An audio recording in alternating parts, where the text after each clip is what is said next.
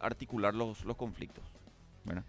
Por eso que me parece importante no quedarnos en la anécdota de lo que va a ser la cuestión pedagógica, técnica, que sí, a mí no me cabe duda, Luis, que vos vas a poder, taquito vas a poder sortear y vas a poder, o no sé si sortear, pero sí por lo menos afrontar y vas a poner a la gente correcta y vas a tratar de hacer la reforma. Pero el problema está en que a mí me gustaría personalmente que no se cometa el mismo error político, ¿verdad? Y yo creo que estamos trayendo jugadores para eso, ¿verdad? Yo hay que reconocer, no vengo de ese palo, no vengo del palo de la política partidaria, sí de las políticas educativas, pero hay que reconocer que eso está ahí y que hay que manejarlo y que hay que entender y que hay que saber. Entonces me voy a rodear de personas que sí lo saben hacer, que sí lo pueden hacer y que me tienen que ayudar en esa tarea para que no ocurra este ejemplo que vos estás contando que realmente fue así, ¿verdad?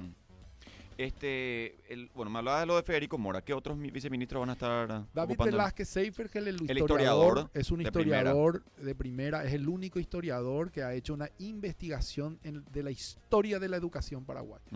Y con él tenemos la idea de poner la historia como un elemento central, de trabajar con las tecnologías, con las nuevas tecnologías, la historia paraguaya, porque si no tenemos identidad, si no conocemos quiénes somos, es muy difícil desarrollar después otras acciones. Entonces tenemos que recuperar nuestra identidad y nuestra historia, y David nos va a ayudar muchísimo en eso porque es una persona muy capaz, muy entendida, y creo que complementa muy bien esa visión también de la investigación. Él, sobre todo, él tiene inclusive ya, digamos, un trabajo de investigación muy sí, extenso en materia de investigación. Él va a ocupar el ministerio de culto. De culto. Sí, está bien para su cargo. Y después para su perfil. ¿Y la otra persona me dijiste? Y la otra persona, estoy cerrando una negociación, si vale el término. La verdad que es simplemente para que termine de hacer sus ajustes personales.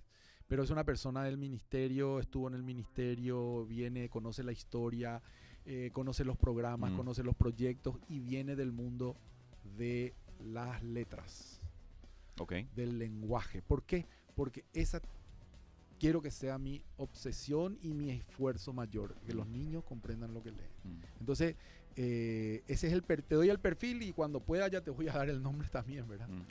Cuando hablamos del momento en el cual se planteó la posibilidad de que pueda ocupar el cargo, porque yo creo que fueron varias, que de hecho me lo mencionaste vos en un momento, fueron varias las oportunidades en las que te trataron de convencer de que ocupes la cartera, pero ¿qué te planteó hoy Santiago Peña que de alguna manera te hizo cambiar de opinión y te convenció?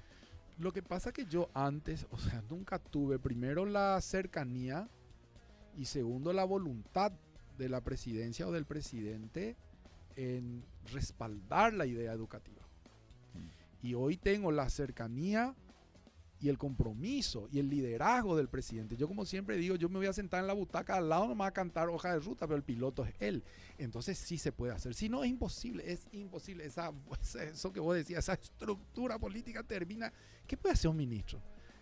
Termina devorándole. Además, tiene que competir, en el caso de recursos, con otros ministerios. Estamos todos haciendo fila ahí en Hacienda a ver quién. Entonces, si no creamos una línea distinta, liderada por el presidente, que pueda buscar recursos genuinos, distintos y diferentes al que ya tenemos en el presupuesto, esto no va a caminar. Y tengo la confianza y el compromiso del presidente Santiago Peña de que eso lo va a hacer y que quiere hacerlo. Cuando uno piensa, bueno, yo me imagino, ¿cómo se dan esas llamadas? ¿Te llamó Santiago Peña y te dice, che, Luis, quiero que te sume? ¿O cómo fue? ¿Te llamó y te citó a su oficina? ¿Cómo fue ese? Esa es una historia. Nosotros comenzamos a trabajar con el presidente Peña cuando estaba como ministro de Hacienda, porque yo era asesor de Marta, de Enrique Riera, de muchos. Y entonces me tocaba trabajar en algunos proyectos del FEI. Por ejemplo, habíamos hecho un estudio para la reconversión del Instituto de Formación Docente, habíamos hecho la capacitación de los docentes, los K4, en fin, una serie de proyectos. Y me tocaba ir a defender esos proyectos o a compartir con la gente del ministerio dentro del FEI. Y ahí ya nos conocimos, compartimos, tuvimos la oportunidad de hablar, de intensificar algunas ideas, de compartir algunos conceptos y siempre hubo como una muy buena línea, muy buena onda, muy buen entendimiento, que se fue después profundizando, digamos, pero en el marco del Ministerio de Hacienda. Después no conversamos más, tuve una conversación antes de las elecciones internas del partido, en términos generales de lo que es la educación, de dónde va, de cuáles podrían ser algunas líneas, y nunca más. Y después, a vuelta de ya las elecciones, cuando terminan las elecciones, él es elegido como presidente, pasa un tiempo y contacta conmigo y empezamos a hablar. Empezamos a hablar de todo esto que te estoy contando, ¿verdad? Cómo va a ser esto, cómo va a ser aquello. Y yo la verdad no estaba muy convencido al principio porque yo creo que no tenía las condiciones ni familiares, ni de la gestión de lo que vengo realizando. Tenía que ordenar muchas cosas, tenía muchos compromisos. Era muy difícil. Pero ahí también tenía que dejar a alguien en el CDI para que se encargue también de la dirección. Todo el equipo, claro, hay que armar porque un equipo. Porque vos sos el director del CDI hoy, ¿verdad? Sí, soy el director. ¿Y quién va a quedar ahí en el CDI? Y la verdad que va a quedar un equipo de gente. Por suerte nosotros desde que en el CDI ganamos un concurso, digamos, para desarrollar una idea en los Estados Unidos, nos obligó a pensar en que teníamos que armar un equipo para poder crecer. Y también estábamos en un proyecto de generar otras 2 escuelas en el espacio, en el interior de Paraguay. Claro, que el éxito de ese proyecto no depende de una persona nomás. Exacto. Entonces, por suerte, llevamos casi 1 año y medio armando esa estructura y bueno, ahora dio esa coincidencia o causalidad. Entonces, se queda un equipo de trabajo pero que también no fue fácil en el sentido de que hay que convencer, hay que hablar, hay que pedir. No fue fácil, no fue fácil para mí. Yo digo, yo arriesgo mucho, prácticamente todo, porque arriesgo recursos, arriesgo prestigio y arriesgo familia, arriesgo todo, pero yo creo que es el momento de hacerlo. Me sentiría peor si no lo hago. Te pregunto una cosa ya en fuero íntimo y decir, porque algunas personas tienen ese reparo, y entenderás lo que te digo cuando te plantee.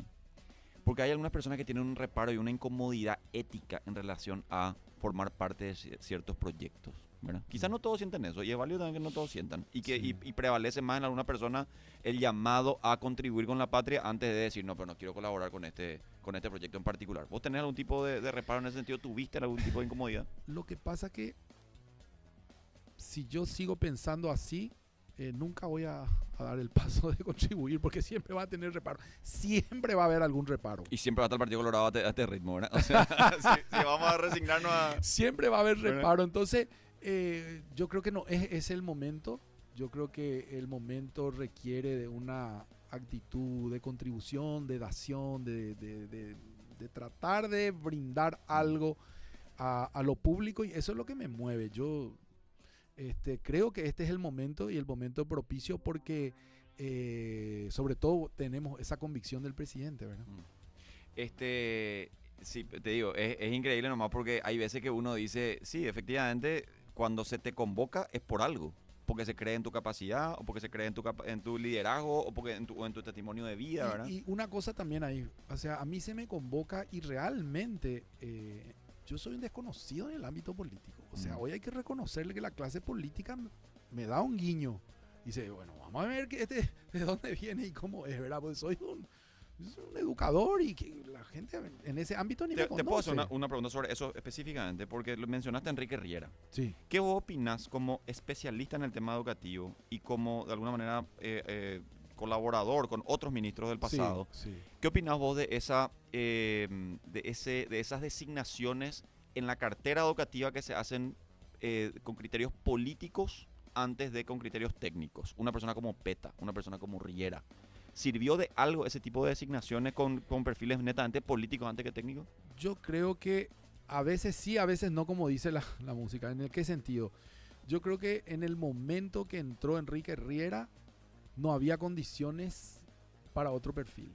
La casa estaba... Después de Marta Lafuente. Después de Marta Lafuente, ¿verdad? Estaba incendiada la casa, había motines por todos lados, profesores, o sea, se llegó a un nivel de crispación muy grande, que se necesitaba alguien con la cintura política para resolver conflictos. Mira, no estamos hablando de educación, nada que ver con perfiles educativos o desarrollar perfiles educativos, porque eso no necesitaba en ese momento el ministerio, ¿verdad? Entonces también hay que leer eso. Y yo creo que hay tiempos para cada uno. Lo que yo reclamo es no tener una hoja de ruta, que venga quien venga, en este caso Riera, que vino, por ejemplo, y pueda solucionar porque tiene el expertise para apagar ese incendio, pero que tiene la hoja de ruta de lo que hay que hacer en educación. Entonces no tiene que inventar, se tiene que sentar y dirigir. Y el barco se va porque tiene los marineros, los que están ahí para llevar. Eso es lo que nos falta a nosotros, y eso es una de las cosas que yo quiero construir y que quiero dejar. Vos sabés que hace poco estuve escuchando un podcast que habías hecho vos, no recuerdo el nombre del podcast, pero en el que hablabas de una cuestión que me llamó mucho la atención, y hablabas sobre el poder que tiene el ministro. Y vos decías que el ministro no tiene un poder, que básicamente es un miembro de una estructura que básicamente tiene que someterse a las determinaciones que toma un poder superior, ¿verdad? Sí. Ahora que vos sos ministro, vas a tener que lidiar con esa situación. Así ¿Seguís es. pensando igual? Así es. Pero finalmente Pero entonces vas a asumir sin poder. No solamente, bueno, no solamente de una estructura superior, sino está sentado en el medio de una silla caliente a la que todos le tirotean. Entonces, ¿cuál es la labor? El poder no es algo que viene de arriba o que viene por el cargo. El poder es algo que te da la gente. Y tenés o no tenés. Y te legitima. Exacto. Y yo voy a trabajar para eso. Esa es mi visión. Yo tengo que construir mi poder. ¿Qué significó esta decisión del presidente de, pese a tener gran parte de su electorado resistiéndose a tu figura, que él haya decidido igual de todas maneras a elegirte? Esos son los indicadores de la convicción que tiene, de las ganas que tiene y del esfuerzo que va a hacer porque la educación sea algo central. Esa, digamos, de alguna manera es la confianza y la garantía, ¿verdad? Decir, vamos a trabajar en esta línea, vamos a trabajar en este proyecto. Por eso es lo que nos anima a hacer este salto, ¿verdad? Sí, pero vos sabés lo que implica eso, Luis. O Sí. sea, te doy un nombre nomás. Lizarela Valiente ayer presentó ese pedido, ese proyecto de ley, Sí. para evitar el enfoque de género, para no darle cabida a ese término que ellos están tratando de instalar, que es la ideología de género. ¿Vos crees que existe la ideología de género? Ninguna ideología puede ser desarrollada o enseñada en la escuela, ni la de género, ni la de marxista, ni la... No, la educación no funciona. ¿Pero existe así. como tal, crees vos, o no existe? O es porque hablando con Nicolás Zárate te dice, eso es un mito. Y no nos perdamos en esa discusión porque eso no existe. No existe ni la intención de enseñar eso, ni existe la ideología como tal. Sí. ¿Vos crees que existe una ideología de género? Yo no creo. Yo lo que creo es que hay como unas diferencias en cómo concebimos el desarrollo humano. Y ahí tenemos que ser claros en que la construcción de la afectividad es la que está fallando. ¿Qué quiere decir eso? Hay una desconexión entre lo que yo soy, mi self, mi mundo interior, y la persona que salgo después a funcionar en el día a día. Ahí hay dificultades que no están resueltas, que corresponden a un campo de la psicología, del mundo interior, etc.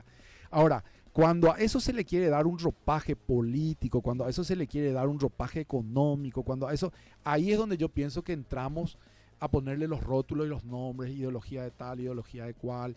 Sí hay gente y hay grupos que destinan recursos para instalar determinadas acciones y situaciones. Eso existe de todos lados. Eso es una realidad, eso pasa.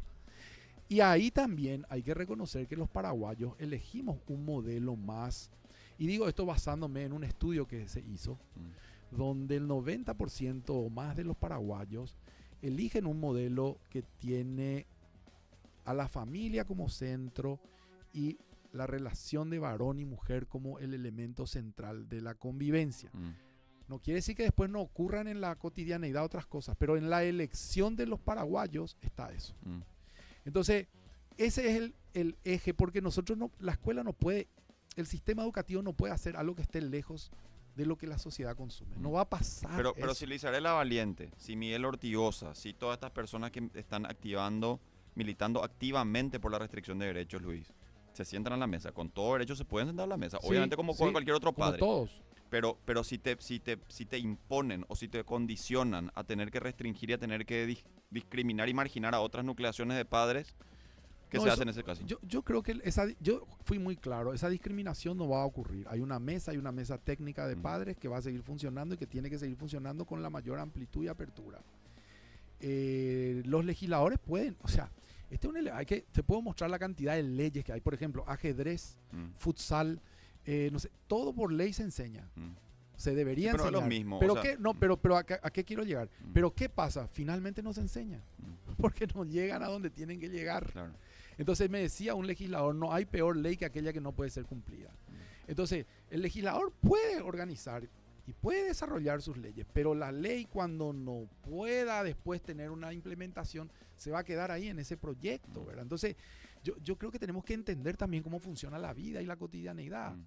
Y hay cosas que se regulan y hay cosas que, Sí. aunque se regulen, no tienen la posibilidad de desarrollarse. Mira, yo te soy súper franco. Yo sé que vos estás en una situación complicada porque vos no podés ya antes de asumir, y yo no quiero boicotearte ni comprometerte, No. pero sí quiero que seamos sensatos al hablar de algo que vos vas a tener que administrar Sí. y que yo personalmente hablando con el ministro actual y hablando con los otros representantes, con Miguel Ortigosa, con Paola Bacotti y otras organizaciones y demás, ese es un tema candente hoy, que ya te van a clavar los colmillos apenas asumas. Es un tema candente y yo creo que... Y no quiero rehuir nomás de la No, discusión es y que no hay que quedarnos rehuir.